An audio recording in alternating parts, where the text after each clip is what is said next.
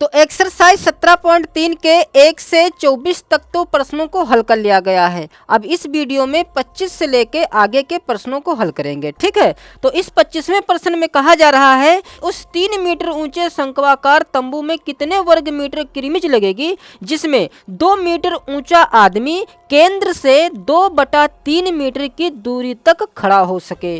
तो जैसा कि प्रश्न में कहा गया है कि एक शंक्वाकार तंबू है, तो मान लेते हैं कि यह एक शंक्वाकार तंबू है। तो इस तंबू की जो ऊंचाई है वह 3 मीटर है, क्योंकि प्रश्न कह रहा है कि उस 3 मीटर ऊंचे शंक्वाकार तंबू में कितने मीटर किरमिच लगेगी। मतलब इस शंकु की जो ऊंचाई है यहाँ से यहाँ तक वह है 3 मीटर। और फिर प्रश्न में कह रहा है कि जिसमें 2 मीटर ऊंचा आदमी केंद्र से 2/3 मीटर की दूरी तक खड़ा हो सके। तो जो यह तंबू है तो इस तंबू से 2/3 मीटर की दूरी पर मान लेते हैं कि यहाँ से यहाँ तक जो दूरी है वह है 2/3 मीटर। तो केंद्र से 2/3 मीटर की यह तो दूरी हो गई। अब यहाँ पर एक आदमी खड़ा करना है जो कि उस आदमी की ऊंचाई 2 मीटर है।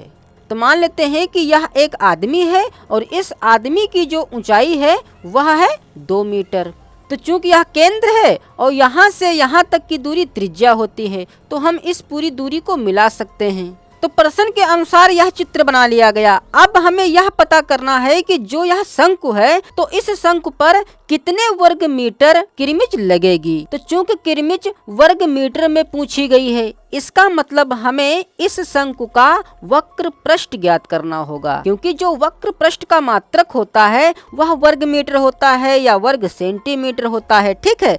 और यदि यही पूछता कि घन मीटर, तो चूंकि जो घन मीटर होता है वह आयतन का मात्रक होता है, तब हमें इसका आयतन ज्ञात करना होता, ठीक है। तो चूंकि जो शंकु का वक्र पृष्ठ होता है वह होता है पाई आर एल। तो देखिए प्रश्न में हमारे पास आर तो दिया नहीं है और ना ही हमारे पास एल है। तो वक्र पृष्ठ ज्ञात करने के लिए जिन चीजों की हमें जरूरत है वह तो हमारे पास कुछ नहीं है। इसका मतलब जो ये मान दिए हुए हैं इसकी सहायता से हमें आर का भी मान ज्ञात करना होगा और एल का भी मान पता करना होगा, ठीक है। तो देखिए एल का मान तो बड़ी आसानी से हम ज्ञात कर सकते हैं, क्योंकि हमारे पास इस शंकु की ऊंचाई दी हुई है और एल का जो सूत्र होता है वह होता है √h² प्लस r²। तो h तो हमारे पास है लेकिन हमारे पास r नहीं है। तो यदि हमें r का मान पता चल जाए तो हम l आसानी से ज्ञात कर सकते हैं, ठीक है। इसका मतलब हमें सिर्फ और सिर्फ एक ही चीज की जरूरत है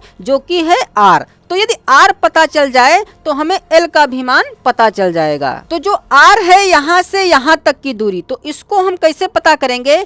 तो इस त्रिज्या r को पता करने के लिए जो हमने हाई स्कूल में त्रिभुज वाला पाठ पढ़ा था, तो इस त्रिभुज वाले पाठ में हमें समरूपता के बारे में भी पढ़ने को मिला था। तो त्रिभुज की समरूपता की सहायता से ही हम इस त्रिज्या का मान यहाँ पर ज्ञात कर सकते हैं, ठीक है। क्योंकि देखिए यहाँ पर यदि इसको इधर से हटा दिया जाए तो यहाँ पर देखिए 2 त्रिभुज बन रहे हैं, जो कि ये दोनों त्रिभुज समरूप हैं। क्योंकि जब किसी त्रिभुज में 2 रेखाएं समांतर होती हैं, ठीक है, जैसे मान लेते हैं कि यह ए है, बी, सी, डी और ई। तो यहाँ पर देखिए ए बी और सी डी ये दोनों रेखाएं समांतर में हैं, ठीक है। क्योंकि इस रेखा को हम कितना भी आगे बढ़ा लें और इस रेखा को भी कितना भी आगे हम बढ़ा लें, ये कभी आपस में मिलेंगी नहीं। इसका मतलब ये दोनों रेखाएं समांतर में हैं। तो जब दोनों रेखाएं समांतर में हैं तब त्रिभुज की समरूपता का नियम क्या होता है, इन भुजाओं का जो अनुपात होगा वह बराबर होगा। अर्थात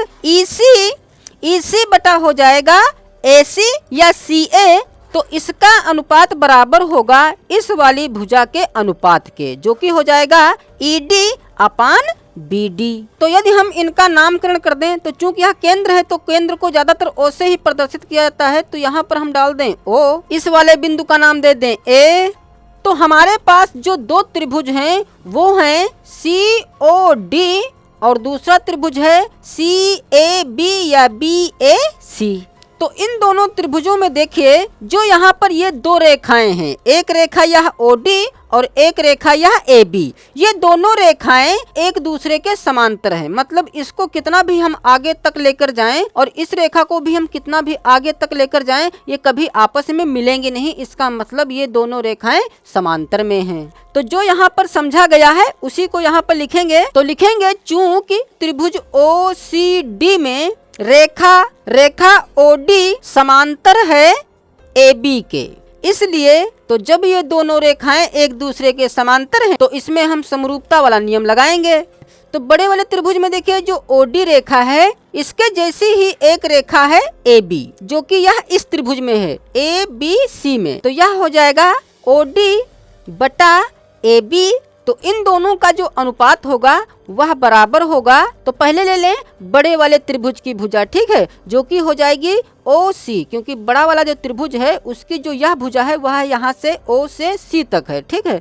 तो यह हो जाएगा ओ सी बटा, अब छोटे वाले त्रिभुज की भुजा ले लें जो कि हो जाएगी ए सी। अब इसमें जिनके मान दिए हुए हैं उनके मान यहाँ पर रख दें। तो ओडी का मान हमारे पास है 3 मीटर, ठीक है। तो इस ओडी की जगह पर लिखेंगे 3 और बटे में है ए बी। तो ए बी का भी मान हमारे पास है जो कि है 2 मीटर, तो बटे में हो जाएगा 2। फिर बराबर ओ सी।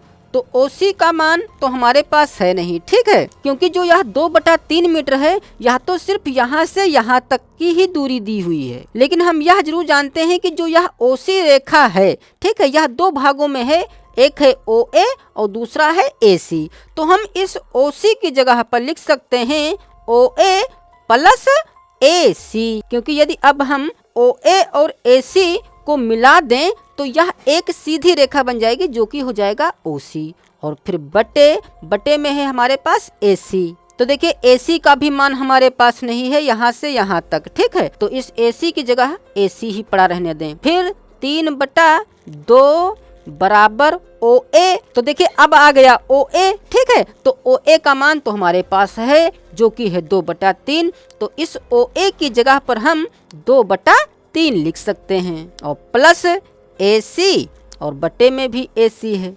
तो अब इसे हल कर लें। तो देखिए जब हम इतने को हल करेंगे अर्थात 2/3 प्लस AC और बटे में है AC, तो इसको जब हम हल करेंगे तो क्या हो जाएगा। तो देखिए ऊपर यह तो है भिन्न 2/3, ठीक है, और इधर है AC, यह तो भिन्न नहीं है। तो यदि इसके नीचे भी एक मान लें तो यह भी एक भिन्न बन जाएगी। और हम जानते हैं कि भिन्नों को जोड़ने के लिए हमें हर देखने पड़ते हैं, ठीक है। तो इसका हर है 3 और इसका हर है 1। तो 3 और 1 का जो एलसीएम होगा वह तो 3 ही होगा। तो इसके नीचे 3 ऑलरेडी है तो यह हो जाएगा 2 प्लस इसके नीचे 3 नहीं है तो 3 से इसमें मल्टीप्लाई करानी होगी तो यह हो जाएगा 3AC। और जो यह मेन बटा था, ठीक है, इसके बटे में तो AC ऑलरेडी है तो इसके बटे में रखेंगे AC। तो फिर देखिए अब हम जानते हैं कि मेन बटा तो हमारा यह पहले से था, ठीक है। तो हम सीख चुके हैं कि ऊपर वाली भिन्न तो ज्यों की त्यों रहती है, अर्थात जो ऊपर भिन्न हमारे पास है यह, ठीक है, यह तो ज्यों की त्यों रहेगी जो कि है 2 + 3AC/3। और जो मेन बटे के नीचे भिन्न होती है तो जो यह मेन बटा है इसको बना देते हैं गुणा और नीचे वाली जो भिन्न होती है वह पलट जाती है। तो नीचे तो चूंकि भिन्न नहीं है और यदि बनाना चाहें तो AC/1 इसको कर सकते हैं तो यह पलट जाएगा, मतलब 1 ऊपर चला जाएगा और AC नीचे आ जाएगा। तो 1 को ऊपर कर सकते हैं और AC को नीचे। तो हमारे पास क्या बनेगा 2 + 3AC 2 + 3AC और बटे में हो जाएगा 3AC। अर्थात जब हम इसको हल करेंगे अभी 2 लाइनें और हमें बढ़ानी पड़ेंगी तब हमें इतना प्राप्त हो जाएगा, ठीक है। तो इसका हल तो देख ही लिया गया है कि इसको हल करने पर हमें इतना प्राप्त हो जाएगा 2 + 3AC/3AC। तो हम इसकी जगह पर डायरेक्ट इतना लिख सकते हैं। तो यह हो जाएगा 3/2 बराबर 2 + 3AC/3AC। तो अब चूंकि बराबर के इधर भी भिन्न है और बराबर के इधर भी भिन्न है तो अब क्रॉस मल्टीप्लाई हो जाएगी। तो 3 की गुणा इसमें हो जाएगी 3AC में तो यह हो जाएगा 3 × 9 AC। फिर 2 की गुणा इसमें भी होगी इसमें भी होगी तो यह हो जाएगा 2 दूनी 4 + 2 × 6 AC। तो AC इधर भी है AC इधर भी है तो AC एक पास कर लें तो 9AC - 6AC और इधर बचेगा सिर्फ 4। तो 9 AC में से 6 AC घटाएंगे तो बचेगा 3 AC बराबर 4।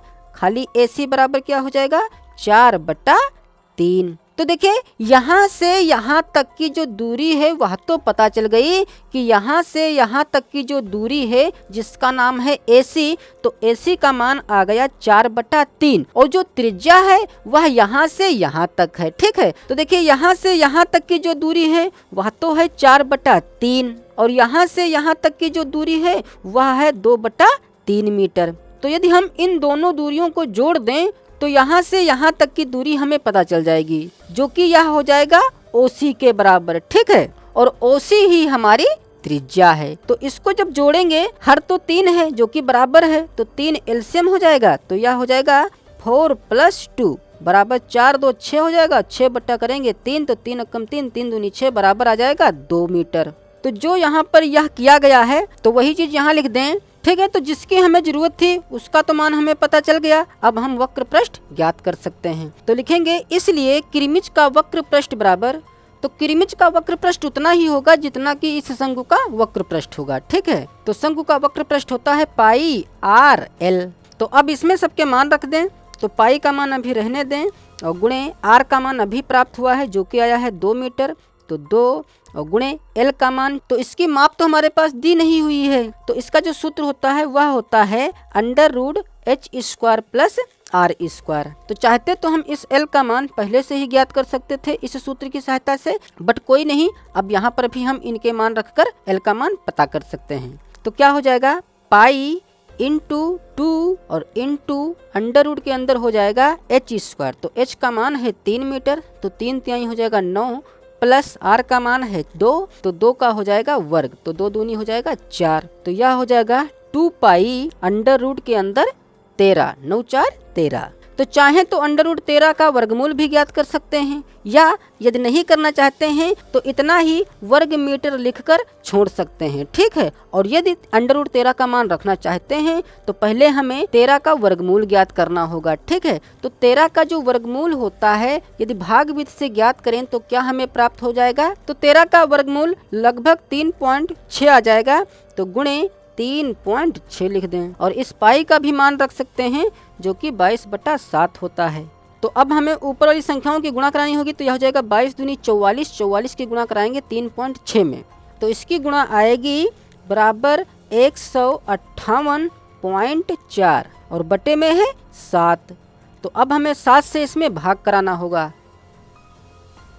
तो भाग करने पर हमें प्राप्त होगा 22.628 और हम जानते हैं कि दशमलव के बाद 2 ही अंक काफ़ी होते हैं, तो हमें इस 8 को हटा देना होगा। तो जब 8 को हटाएंगे तो चूंकि 8 5 से बड़ा है इसलिए इससे पहले वाला एक अंक बढ़ जाएगा, तो यह हो जाएगा 22.6 और इस 2 की जगह पर रखेंगे 3 जब इस 8 को हटाएंगे। ठीक है, तो इसका मात्रक भी मीटर² ही रखेंगे। तो यदि √13 का मान नहीं रखना चाहते हैं तो इतना भी आंसर रख सकते हैं, और यदि √13 का भी मान रखना चाहते हैं और पाई का भी मान रखना चाहते हैं तब हमें प्राप्त होगा 22.63 मीटर²। अतः यह हो जाएगा हमारा आंसर। तो अब 26वां प्रश्न देखिए, जिसमें कह रहा है कि एक शंक्वाकार तंबू में 5 व्यक्तियों को ठहराना है। प्रत्येक व्यक्ति को जमीन पर 6 वर्ग मीटर स्थान तथा 10 घन मीटर वायु सांस लेने को चाहिए। डेरे की ऊंचाई ज्ञात करो। तो इस प्रश्न में यह कहा गया है कि एक शंक्वाकार तंबू है, तो मान लेते हैं कि यह एक शंक्वाकार तंबू है, तो इसमें हमें 5 व्यक्तियों को ठहराना है। ठीक है, और फिर कह रहा है कि प्रत्येक व्यक्ति को जमीन पर 6 वर्ग मीटर स्थान चाहिए। ठीक है, मतलब जो एक आदमी स्थान घेर रहा है वह टोटल 6 वर्ग मीटर स्थान घेर रहा है। ठीक है, एक आदमी, तो मान लेते हैं कि 6 वर्ग मीटर इतना हो जाएगा। ठीक है, मतलब एक आदमी यहाँ पर बैठ जाएगा। तो इसी प्रकार इसमें टोटल 5 व्यक्तियों को ठहराना है। तो देखिए इस प्रकार से इसमें 5 व्यक्ति ठहरे हुए हैं। तो देखिए जो आदमी इस शंक्वाकार तंबू में ठहरे हुए हैं तो इस तंबू के आधार पर ही ठहरेंगे, जो कि यह आधार कुछ इस प्रकार से होता है गोल गोल। ठीक है, तो इसमें 5 व्यक्तियों को ठहराना है, 1 2 3 4 और 5। ठीक है, मतलब 5 व्यक्तियों द्वारा कुल कितना क्षेत्रफल घिर जाएगा, तो एक आदमी घेर रहा है तो 5 व्यक्ति कितना घेर लेंगे स्थान को, 5 छक्का 30 मीटर स्क्वायर। इसका मतलब जो यह गोल गोल छल्ला है यहाँ पर, ठीक है, इसका जो क्षेत्रफल आया है वह आएगा 30 मीटर स्क्वायर। और जो यह आधार है तो आधार का क्षेत्रफल होता है पाई आर स्क्वायर। मतलब इस शंकु के आधार का जो क्षेत्रफल दिया हुआ है वह तो आ गया 30 मीटर स्क्वायर, जो कि आधार का क्षेत्रफल होता है पाई आर स्क्वायर। ठीक है, तो अब देखिए जो यह शंक्वाकार तंबू है तो इसमें हमें देखना है कि सांस लेने के लिए कुल कितनी इसमें वायु है। तो वायु इसका आयतन ज्ञात करने पर ही हमें पता चल पाएगा। ठीक है, तो चूंकि एक आदमी को 10 घन मीटर वायु की आवश्यकता है तो 5 आदमियों के लिए वायु की कुल कितनी आवश्यकता होगी? 10 पंचे हो जाएगा 50, मतलब 50 घन मीटर वायु की आवश्यकता है इस शंक्वाकार तंबू में। इसका मतलब हमारे पास आयतन दिया हुआ है जो कि 50 घन मीटर है और हमारे पास आधार का क्षेत्रफल भी दिया हुआ है जो कि है 30 मीटर स्क्वायर। ठीक है, तो यहाँ से हमें इस शंकु की ऊंचाई ज्ञात करनी है कि यहाँ से इसकी यहाँ तक ऊंचाई टोटल कितनी है। ठीक है, तो लिखेंगे 5 आदमियों के लिए आवश्यक स्थान। तो 5 आदमियों के लिए आवश्यक स्थान बराबर क्या हो जाएगा? क्योंकि एक आदमी जो है वह 6 वर्ग मीटर स्थान घेरता है तो 5 आदमी कितना स्थान टोटल घेरेंगे? 5 छक्का 30, मतलब हो जाएगा 5 गुणे 6 बराबर 30 वर्ग मीटर। तथा 5 आदमियों के लिए आवश्यक वायु, तो 5 आदमियों के लिए आवश्यक वायु कितनी हो जाएगी? क्योंकि एक आदमी को जो वायु की आवश्यकता है वह है 10 घन मीटर, तो 5 आदमियों के लिए कितना हो जाएगा? 5 गुणे 10 बराबर 50 घन मीटर। तो जैसा कि अभी सीख चुके हैं कि जो आवश्यक स्थान है वह आधार के क्षेत्रफल के बराबर होगा। तो आधार का क्षेत्रफल होता है पाई आर स्क्वायर, और चूंकि इसमें जो टोटल वायु होगी वह इस शंकु का आयतन होगा। तो जो यह 50 घन मीटर है यह इस शंकु का आयतन है। तो शंकु का आयतन होता है 1/3 पाई आर स्क्वायर एच, जो कि यह बराबर है 50 के। तो चूंकि यहाँ से हमें h का मान ज्ञात करना है तो सबके इसमें मान रख दें। तो 1/3 और पाई आर स्क्वायर का मान हमारे पास है 30 वर्ग मीटर, तो इसकी जगह पर लिखेंगे 30 और h हमें ज्ञात करना है। तो यह हो जाएगा 10h बराबर 50। तो यहाँ से खाली h बराबर क्या हो जाएगा? 50/10 करेंगे तो 10 कम 10, 10 पंचे 50, तो h का मान आ गया 5 मीटर। अतः इस शंक्वाकार तंबू की ऊंचाई होगी 5 मीटर। अतः यह हो जाएगा हमारा आंसर। तो अब देखिए जो 27वां प्रश्न है वह 21वें प्रश्न के ही जैसा है। ठीक है, तो इस 27वें प्रश्न को 21वें प्रश्न की सहायता से स्वयं कर सकते हैं। और जो 28वां प्रश्न है यह प्रश्न नंबर 23 और 24 के जैसा ही है। तो इस 28वें प्रश्न को भी 23वें या 24वें प्रश्न की सहायता से स्वयं कर सकते हैं। फिर भी इनके हल करने में यदि कोई दिक्कत हो तो कमेंट करके बताना, इनको भी हल कर देंगे। फिलहाल यदि इन सवालों का हल देख चुके हैं तो 27वां और 28वां प्रश्न बड़ी आसानी से हल कर सकते हैं। अब इस 29वें प्रश्न में कहा जा रहा है कि 3 सेंटीमीटर ऊंचे तांबे के खोखले बेलन को गलाकर 9 सेंटीमीटर ऊंचा एक लंबवृत्तीय ठोस बेलन बनाया गया है। इस प्रकार बने ठोस बेलन की त्रिज्या ज्ञात करो। यदि खोखले बेलन की बाहरी और भीतरी त्रिज्याएं क्रमशः 4.3 सेंटीमीटर और 1.1 सेंटीमीटर हैं। तो इस 29वें प्रश्न में एक खोखला बेलन है। तो मान लेते हैं कि यह एक खोखला बेलन है जो कि इस खोखले बेलन की जो ऊंचाई है वह है 3 सेंटीमीटर, मतलब यहाँ से यहाँ तक जो इसकी दूरी है वह है 3 सेंटीमीटर। और इस खोखले बेलन की जो बाहरी और आंतरिक त्रिज्या हैं वो क्रमशः हैं 4.3 और 1.1 सेंटीमीटर। ठीक है, क्योंकि प्रश्न ने कहा है कि यदि खोखले बेलन की बाहरी और भीतरी त्रिज्याएं क्रमशः 4.3 सेंटीमीटर और 1.1 सेंटीमीटर हैं। तो देखिए चूंकि यह केंद्र है, मतलब इस खोखले बेलन का जो बीचों बाच का हिस्सा है वह यहाँ है। तो यहाँ से यहाँ तक की जो दूरी है जिसको हम आंतरिक त्रिज्या कहते हैं, तो इसका मान दिया हुआ है 1.1 सेंटीमीटर। और जो बाहरी त्रिज्या है, मतलब यहाँ से लेकर यहाँ तक जो इसकी दूरी है वह है 3 सेंटीमीटर। तो चूंकि बाहरी त्रिज्या को हम कैपिटल आर से प्रदर्शित करते हैं जो कि इसका मान है 4.3 सेंटीमीटर, और जो आंतरिक त्रिज्या होती है उसको स्मॉल आर से प्रदर्शित करते हैं, तो स्मॉल आर दिया हुआ है 1.1 सेंटीमीटर। तो इसे गलाकर एक लंबवृत्तीय ठोस बेलन बनाया गया है जो कि है 9 सेंटीमीटर ऊंचा। तो इसे गलाकर जो 9 सेंटीमीटर ऊंचा लंबवृत्तीय बेलन बनाया जाएगा तो उसकी हमें त्रिज्या ज्ञात करना है। अर्थात इसे गलाकर जब एक ठोस बेलन इस प्रकार से बनाया जाएगा, ठीक है, जो कि यह बेलन है 9 सेंटीमीटर ऊंचाई का, तो इस बेलन की हमें त्रिज्या पता करना है कि यहाँ से यहाँ तक इसकी दूरी कितनी है। ठीक है, तो चूंकि इसे गलाकर ही इस बेलन को बनाया गया है, इसका मतलब जितना आयतन इसका होगा उतना ही आयतन इस बेलन का होगा, मतलब दोनों का आयतन बराबर होगा। तो सबसे पहले तो जो दिया हुआ है वह लिख लें कि बाहरी त्रिज्या कितनी है, आंतरिक त्रिज्या कितनी है और इसकी ऊंचाई कितनी है खोखले बेलन की। ठीक है, तो इस खोखले बेलन की जो भी मापें दी हुई थी वो यहाँ पर लिख ली गई हैं। अब हम इसका आयतन ज्ञात कर लें, तो लिखेंगे इसलिए खोखले बेलन का आयतन बराबर, तो खोखले बेलन का जो आयतन होता है वह होता है pi h into capital R square minus small R square. तो यहाँ से पाई का मान ना रखें क्योंकि अभी दोनों का जब हम आयतन बराबर करेंगे तो पाई से पाई दोनों तरफ से कट जाएगी। ठीक है, तो पाई का मान छोड़ दें और h का मान तो है ही 3 सेंटीमीटर, तो पाई गुणे 3 और कैपिटल आर का मान है 4.3 सेंटीमीटर और माइनस स्मॉल आर का मान है 1.1 जिसका करना है हमें स्क्वायर। तो यह हो जाएगा 3 पाई इंटू 4.3 का वर्ग करना है हमें। तो जब 4.3 का वर्ग करेंगे तो हमें प्राप्त होगा 18.49 माइनस जब 1.1 का वर्ग करेंगे तो 11 × 121 अर्थात हमें प्राप्त होगा 1.21। तो यह हो जाएगा 3 पाई इंटू, अब हमें 18.49 में से 1.21 घटाना है तो हमें प्राप्त होगा 17.28 अर्थात 17.28। तो चूंकि इतने में से इतना तो घटा ही लिया गया है तो यहाँ पर ब्रैकेट लगाने की आवश्यकता नहीं है। तो अब इसे इतना ही छोड़ दें सेंटीमीटर क्यूब लिखकर। तो यह आ गया खोखले बेलन का आयतन। अब जो इसे पिघलाकर यह बेलन बनाया गया है तो अब हमें इसका आयतन ज्ञात करना होगा। ठीक है, तो चूंकि हमें इसकी त्रिज्या ज्ञात करनी है तो हमें मानना पड़ेगा कि माना नए बने ठोस बेलन की त्रिज्या, तो इसकी त्रिज्या को कुछ मान लेते हैं। ठीक है, देखिए स्मॉल आर और कैपिटल आर तो मान ही लिया गया है, तो इनमें से तो हम कुछ नहीं मानेंगे। तो चूंकि इसकी त्रिज्या को आर माना गया था तो इसकी त्रिज्या को आर डैश मान लें, तथा ऊंचाई, तो ऊंचाई यहाँ पर h है तो यहाँ पर h डैश मान लें। तो h डैश का मान दिया हुआ है 9 सेंटीमीटर।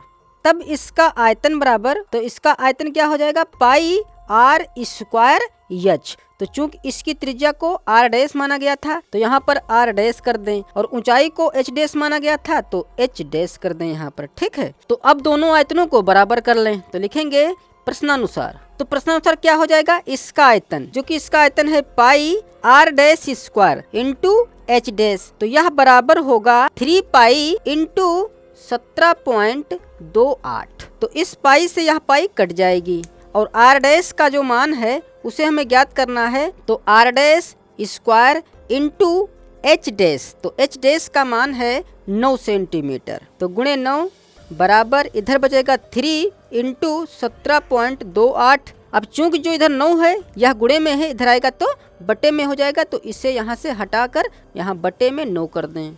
तो 3 अक्कम 3, 3 तिहाई 9, तो हमारे पास बचेगा 17.28 बटे में 3। तो अब हमें 3 से इसमें भाग कराना होगा, तो यह हो जाएगा 3 बचे 15, 2 बचेगा 3 सते 21, 1 बचेगा 3 छक 18। तो आर डैश स्क्वायर का मान आएगा 5.76।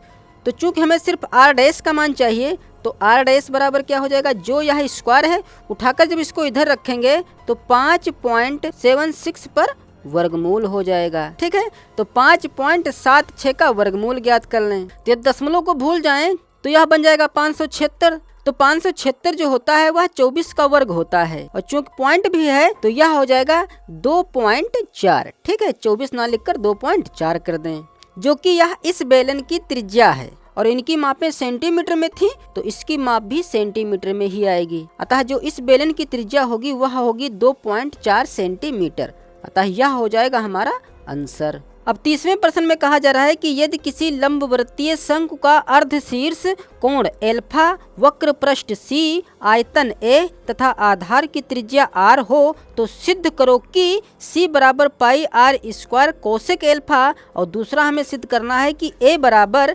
1/2, यहाँ पर 1/2 ना होकर 1/3 होना चाहिए, पाई आर क्यूब कोट एल्फा।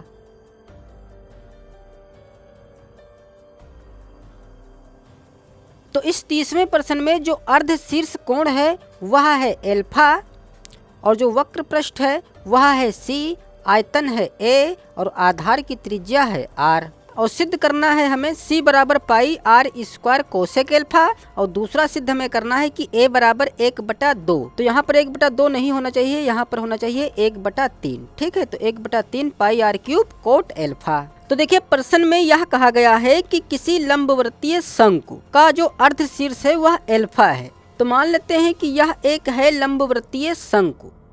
तो इस लंबवृत्तीय शंकु का जो शीर्ष है वह तो यह है, लेकिन प्रश्न में अर्ध शीर्ष दिया हुआ है। ठीक है, मतलब इस शीर्ष का आधा, इस प्रकार से। तो अर्ध शीर्ष जो कोण है वह है एल्फा। तो सिद्ध हमें करना है कि c बराबर पाई आर स्क्वायर कोसेक एल्फा। तो जो c है वह वक्र पृष्ठ है, इसका मतलब हमें इस आकृति का वक्र पृष्ठ निकालना है। तो वक्र पृष्ठ निकालने के लिए हमारे पास पाई आर एल होना चाहिए। ठीक है, तो हमें आर की तो जरूरत है नहीं, वो इसलिए नहीं क्योंकि जो हमें सिद्ध करना है उसमें भी आर ही है। तो इस आर के मान की आवश्यकता हमें नहीं है, हमें जरूरत पड़ेगी एल की। तो एल क्या होता है? तो एल यहाँ होती है तिर्यक ऊंचाई, जो कि इसका मान नहीं दिया हुआ है। तो इस तिर्यक ऊंचाई का मान हम कैसे ज्ञात करेंगे? देखिए, यदि हम इस चित्र को यहाँ पर इस प्रकार से बाहर निकाल लें तो देखिए यह कुछ इस प्रकार से है। ठीक है, जो कि यहाँ पर 90 अंश का कोण बन रहा है। इसका मतलब यह समकोण त्रिभुज है और यहाँ पर कोण बन रहा है एल्फा, और हमें यह भुजा पता करनी है। और जो यहाँ से यहाँ तक की दूरी है यह तो इसकी त्रिज्या है शंकु की, इसका मतलब यह है आर, क्योंकि प्रश्न में भी आधार की त्रिज्या आर दिया हुआ है। तो हमारे पास यह भुजा है और इस भुजा की हमें आवश्यकता है। तो जैसा कि हम जानते हैं कि कोण के सामने वाली भुजा लंब कहलाती है, तो यह भुजा है लंब, और 90 अंश के सामने वाली भुजा कहलाती है कर्ण, तो यह है कर्ण। तो जो शेष तीसरी भुजा बची है यह बन गई आधार। तो देखिए हमारे पास लंब है और कर्ण की हमें आवश्यकता है। तो कौन से त्रिकोणमितीय अनुपात में लंब और कर्ण आता है? तो देखिए साइन थीटा बराबर होता है लंब बटे कर्ण। तो साइन में देखिए लंब भी है कर्ण भी है, और जैसा कि हम जानते हैं कि जो हमें सिद्ध करना है वह कोसेक के पदों में हमें सिद्ध करना है। ठीक है, तो इस साइन को हटाकर यहाँ पर हम कोसेक भी बना सकते हैं, क्योंकि जो कोसेक होता है वह साइन का उल्टा होता है। ठीक है, तो कोसेक थीटा बराबर क्या हो जाएगा? साइन का उल्टा होता है, तो यह बन जाएगा कर्ण अपान लंब। तो यहाँ पर पहले नामकरण कर दें ए बी सी। तो लिखेंगे चित्र से त्रिभुज ABC में, अर्थात जो यह चित्र बनाया गया है तो इसमें जो यह त्रिभुज बना है ABC, तो इसमें यदि हम कोसेक थीटा लगाएंगे तो कोसेक थीटा, और थीटा की जगह पर है एल्फा, तो कोसेक एल्फा यहाँ पर लिखेंगे। तो कोसेक एल्फा बराबर हो जाएगा कर्ण बटे लंब। तो जो यह कर्ण है तो इसका नाम है AC, तो यह हो जाएगा AC बटा लंब। तो लंब है AB। ठीक है, और AB का मान जो है वह R के बराबर है, तो बटे में हो जाएगा R। तो चूंकि हमें इस तिर्यक ऊंचाई की जरूरत है जो कि यह AC है,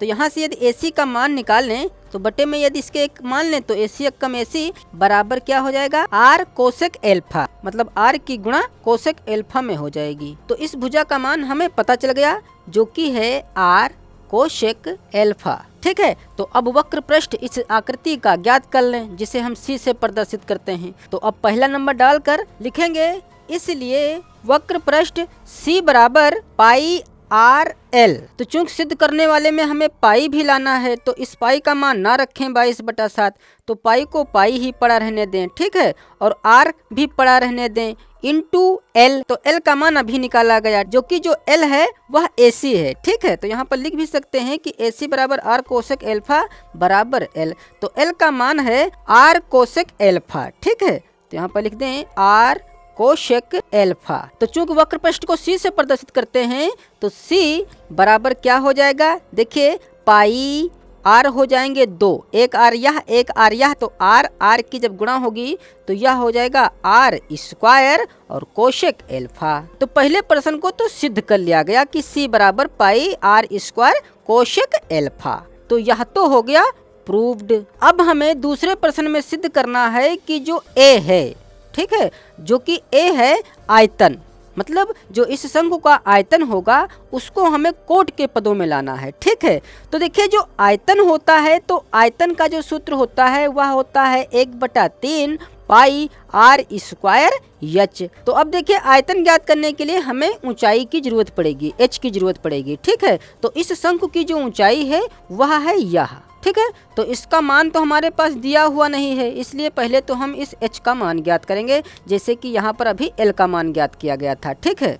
तो पुनः देखिए चूंकि यह लंब है, यह कर्ण है, तो यह बन जाएगा आधार। तो अब हमें आधार की आवश्यकता है, तो आधार की आवश्यकता है और हमारे पास r दिया हुआ है। तो ऐसा कौन सा त्रिकोणमितीय अनुपात है जिसमें आधार भी आता हो और लंब भी आता हो? तो आधार और लंब tan थीटा में भी आता है और कोट थीटा में भी आता है, क्योंकि tan थीटा बराबर होता है लंब बटा आधार।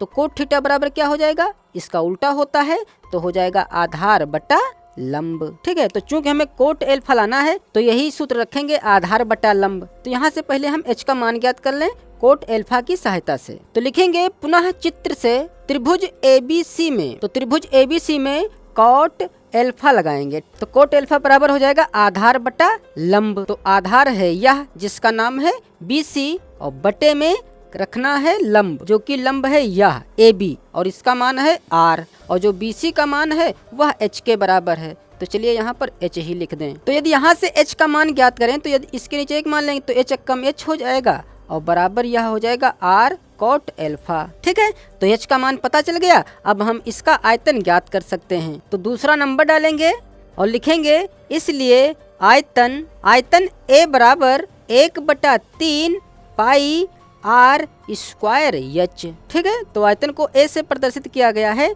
तो A बराबर 1/3 पाई का मान ना रखें, R को भी पड़ा रहने दें, तो आर स्क्वायर इंटू H का मान आया है R कोट एल्फा। तो यहाँ से A बराबर क्या हो जाएगा 1/3 पाई R हो जाएंगे 3, क्योंकि R स्क्वायर यह है और एक R यह है, तो 3R हो जाएंगे, मतलब R क्यूब हो जाएगा कोट एल्फा। और दूसरे प्रश्न में यही चीज हमें सिद्ध करनी थी, तो यह भी प्रूव्ड हो गया, ठीक है। अब जो 31वां प्रश्न है यह 23वें और 24वें प्रश्न की सहायता से स्वयं कर सकते हैं, ठीक है। यदि 23वें और 24वें प्रश्न का वीडियो देख चुके हैं तो यह 31वां प्रश्न बड़ी आसानी से हल कर सकते हैं, और 32वां प्रश्न भी 23वें और 24वें प्रश्न की सहायता से स्वयं कर सकते हैं। फिर भी यदि कोई दिक्कत है तो कमेंट करके बताना कि किस प्रश्न को आप नहीं हल कर पाए हैं, उसका वीडियो हम अलग से बना देंगे, ठीक है। अब जो अगला वीडियो आएगा वह आएगा प्रश्नावली 17.4 का।